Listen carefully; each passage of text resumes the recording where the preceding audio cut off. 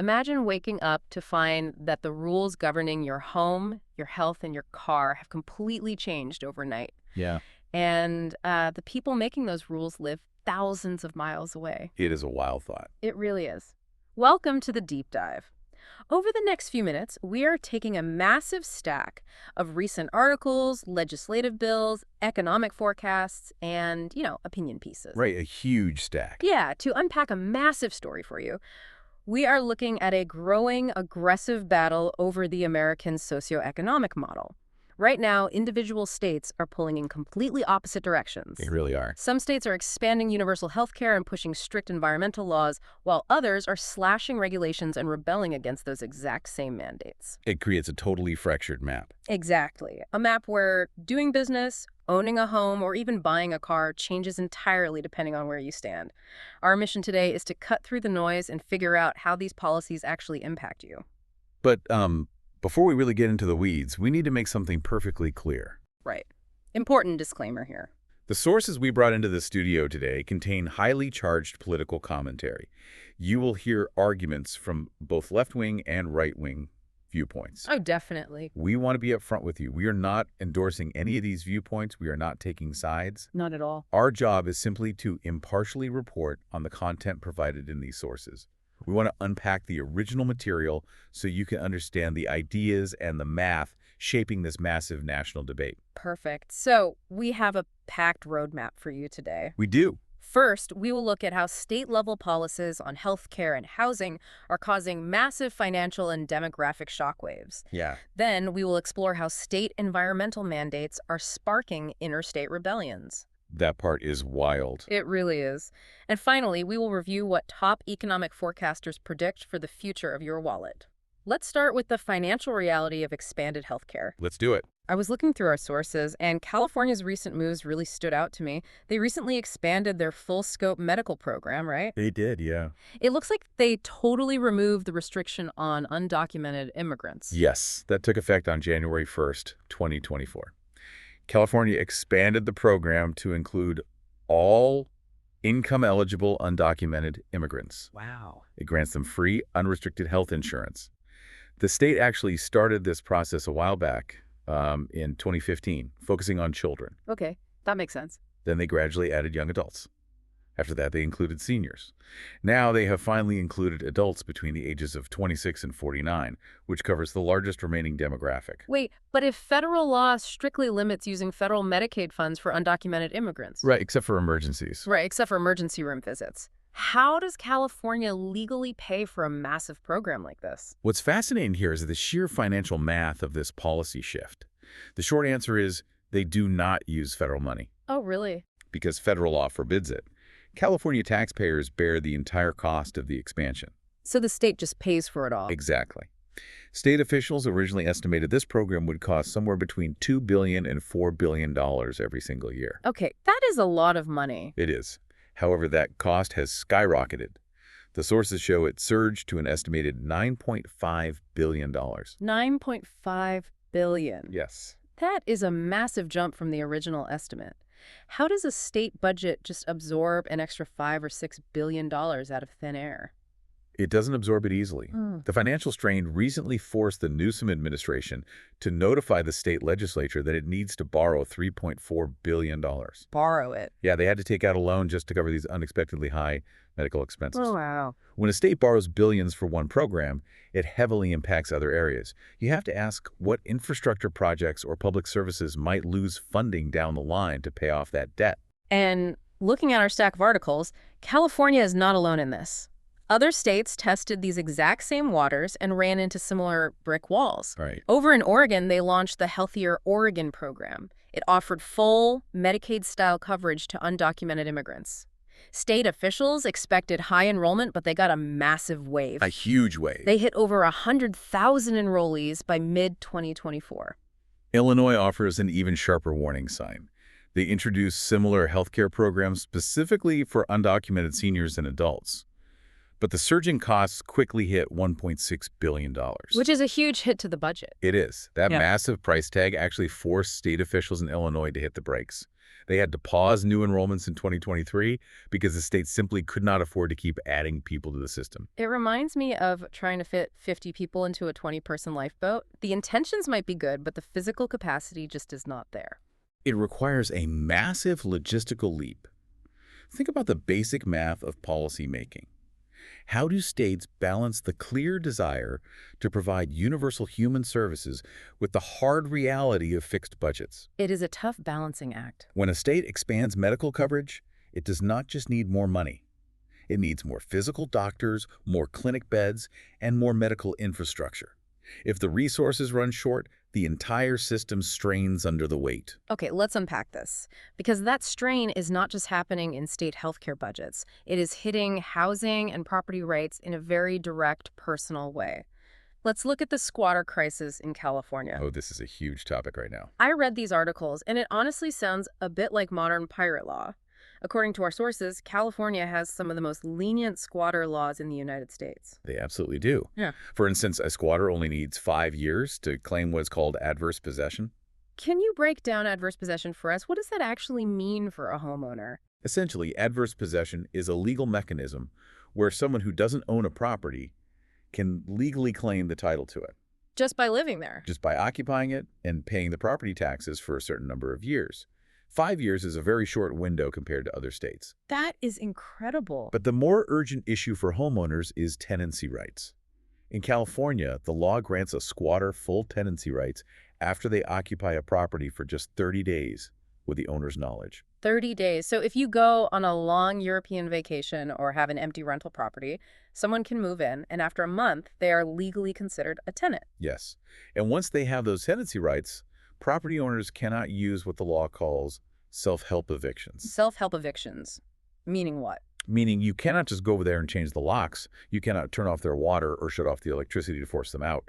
You have to go through the formal legal eviction process. And from what the sources say, that process takes months, if not years, leaving property owners feeling completely trapped. But there is a legislative pushback happening now, right? Yes, we are seeing a direct response to this frustration. Assemblyman Carl DeMaio introduced a new bill, Assembly Bill 897. And what does that do? This legislation aims to legally define unlawful squatting, so police have clear guidelines. It creates a direct arrest process for squatters. It also requires occupants to provide certified documentation to avoid removal. Like a signed lease. Right, like a valid signed lease. The whole goal is to speed up the eviction process and give property rights back to the actual owners. While California is battling over who has the legal right to occupy a single-family home, Colorado is fighting a totally different war over housing. It is a massive zoning battle between the state government and local neighborhoods. In Colorado, state legislators introduced Senate Bill 23213.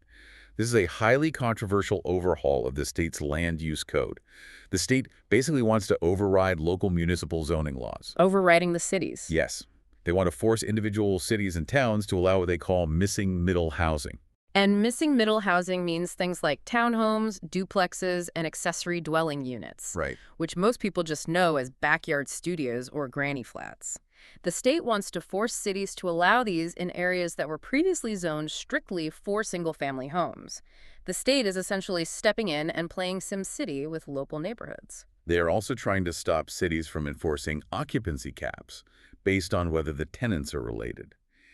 The debate over this in Colorado is incredibly intense. I can imagine. According to the Sentinel Colorado, Governor Jared Polis and Representative Ayman Jodeh argue this override is absolutely vital for the state's survival. They look at California, where average home prices regularly exceed $1 million and traffic is a nightmare. Sure. And they say high-density housing is the only way to avoid that fate. They see it as essential to keep housing affordable for the working class. But the people actually running those local cities are furious. Aurora Mayor Mike Kaufman and the Colorado Municipal League call the bill a breathtaking power grab. Strong words. Very. They call it a California-style top-down approach. Local residents are actively debating the merits. You have people who desperately want affordable housing arguing against homeowners who fear their quiet suburban streets will transform into concrete jungles with zero parking. It is the ultimate clash between local control and state mandates. Who gets to decide what your street looks like? Your local city council or state legislators hundreds of miles away? That clash between state mandates and local pushback leads us right into our third topic, environmental mandates and the new interstate rebellion. This is a fascinating shift. Back in 2022, California mandated that 35% of all new cars sold in the state by 2026 must be electric or hybrid. Their ultimate goal is 100% electric by 2035. Right, the zero-emission target. When California passed this, several other states quickly copied the legislation. But now the sources show the alliance is cracking. Virginia Governor Glenn Youngkin recently announced that Virginia is dropping the mandate entirely. The justification Youngkin provided is quite striking. He framed it as a declaration of independence. A declaration of independence? Yeah. He said Virginia was dropping a misguided mandate imposed by unelected leaders nearly 3,000 miles away. The Virginia Attorney General, Jason Miyares, backed him up. What was his stance? He stated that electric vehicle mandates are simply unworkable. He argued that automobile manufacturers should not face massive civil penalties just because everyday citizens prefer to buy gas-powered cars. Naturally, this sparked outrage from opponents. Democratic Senator Scott Surrevell called the move reckless, illegal, and unconstitutional. He argued that an executive cannot just cancel established laws through a press conference. Which is a fair legal question. But if we look at the auto industry analysts in our sources, they point out something much bigger. Why does it matter if one state drops out? It matters because it exposes the extreme fragility of copycat legislation. If massive automobile manufacturers are building 10-year, multi-billion-dollar supply chains based on a coalition of states pledging to follow California's lead, a single newly elected governor can throw a wrench into everything. It totally disrupts the market. It proves that the California model is not a permanent, universally binding contract.